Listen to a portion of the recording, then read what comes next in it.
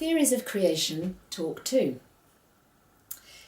This talk describes various ways of understanding the biblical account of creation, followed by a short summary of theistic evolution and the advantages and disadvantages of holding this theory. So firstly, there's various different ways of interpreting Genesis 1 and 2, rather than taking what is said there literally. First, the Genesis narrative is mythological or legendary in character, or it's Hebrew poetry, or it's a summary of oral traditions of the Israelites, borrowed from Babylonian sources and then put into writing much later, around the 8th century BC. Or it's a narrative of visions, similar to those found in Revelation, and there are a number of others. So what are the advantages of not taking the first couple of chapters in Genesis literally? Well, a person holding any of these theories can avoid all the problems arising when the Genesis account of creation is taken literally.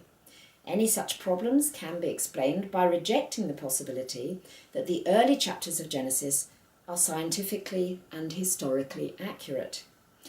The theological relevance is retained while the literal accuracy is not. The great themes of God as creator, the fall of mankind, and the path of reconciliation which are begun here in these early chapters of Genesis may be generally accepted, but the details of the historical events and the miraculous happenings and the genealogies are not. Such theories are believed by many Christians today. These Christians usually then accept the theory of theistic evolution. The disadvantage of this is mainly that the literality of the Bible and its infallibility and its accuracy in all details, whether scientific or historical, is not accepted and has to be discarded. So what exactly is the theory of theistic evolution? According to this theory, God used the method of evolution in order to accomplish the fact of creation. People holding this theory believe that God was the first cause, and that since the initial creation event, he has controlled the process of evolution, whereas atheistic evolution excludes any idea of God being involved whatsoever. There's several different forms of theistic evolution, which vary in belief as to exactly how much influence God exerted over the evolutionary process.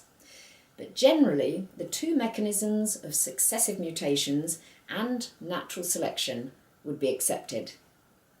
Successive mutations involve discrete changes to genes which happen when copying errors are made when DNA is replicated during reproduction, or when induced by radiation, or by other environmental stresses. Natural selection is dependent upon reproductive ability and survival of the fittest. The organisms which thrive and survive are those which are best adapted to the environment at any particular point in time. In addition, the vast majority of modern scientific theories regarding how the universe, the solar system, and more particularly planet Earth, all evolved would also be accepted. So what are the advantages of accepting theistic evolution? Well, for many Christians, it's an acceptable combination of belief in evolution and belief in God. The first provides scientific acceptability, and the second provides religious satisfaction. For these people, evolution is compatible with the Bible because the Bible is not taken literally. The early chapters of Genesis are usually interpreted according to one of the allegorical theories, which I outlined earlier, and therefore any seeming discrepancies between scientific theories and the Bible may be ignored, as the biblical account need not be taken literally. But what are the disadvantages of accepting theistic evolution? Well, to me, it appears to give rise to a problem regarding the understanding of the nature and character of God. The mechanisms of successive mutations and natural selection seem to me to be contrary to his nature and his character. First, suppose we accept that the creation we see around us today is the result of an unknown number of consecutive mutations. then in effect we accept that God allowed errors in DNA replication to help shape the biological world as it is today. It's difficult to understand why a perfect God would use the process of a series of errors to help shape his creation. And second, the mechanism of natural selection implies that, for the most part, the weaker organisms and the less well-adapted die to make room for the stronger, healthier, better adapted organisms. Again, it's difficult to believe that a loving God would choose such a mechanism to enable him to create. The definition of love given in 1 Corinthians 13 verses 4 to 7 includes the statement that love is not self-seeking. However, the process of natural selection would appear to be the ultimate denial of this fact.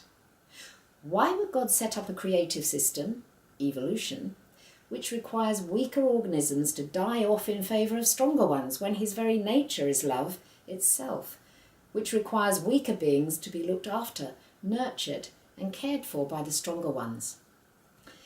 It's not my intention to go into all the pros and cons of the theory of evolution in any scientific way or any further, as there's plenty of Christian literature which does that very well. Some of the most comprehensive arguments against the theory of evolution have been produced by the Creation Research Organisation. Counter-arguments to those have, of course, been produced by evolutionists in reply, and one example is The Fallacies of Creationism by Willard Young. The whole controversy seems to arise mainly because man's wisdom is pitted against God's wisdom. Today, and many times in the past, the knowledge and wisdom of scientists have been accepted first and foremost, and then some attempt is made to fit this in with the knowledge and wisdom of God, as revealed in his word, rather than the other way around. Paul recognised that state of affairs nearly 2,000 years ago when he wrote in 1 Corinthians 1 verse 20, "Where is the wise man? Has not God made foolish the wisdom of the world?" And again in verse 25, "For the foolishness of God is wiser than man's wisdom." It may be tempting to think that because of modern technology,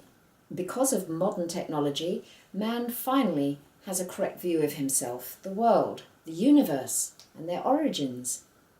However, we do have to remember that in the past, man has very often believed that finally their particular generation had all the answers, whereas in fact it's now clear to us that they did not.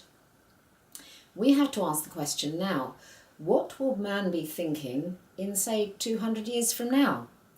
And if it is different from today's thinking, will it be necessary once again to reinterpret the Bible?